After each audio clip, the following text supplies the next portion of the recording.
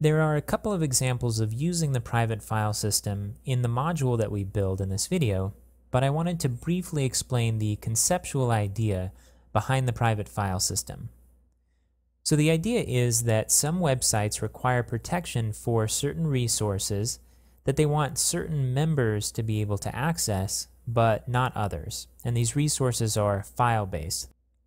The first step is putting our files in a location that's not generally accessible. So that can be either outside of the web root, so somewhere on your server that's not in the directory where the website is, or if you're going to have it inside the website, adding a special htaccess file that prevents the world from accessing it. The next step is then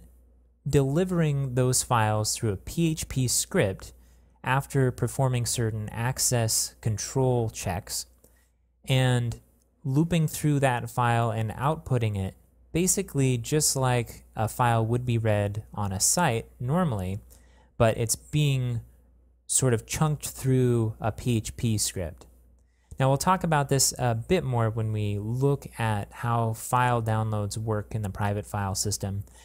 And also because this routing of a file through a PHP script is pretty resource intensive, I'll show you an Apache module that will allow you to basically serve a file directly from the web server, but after performing certain PHP checks.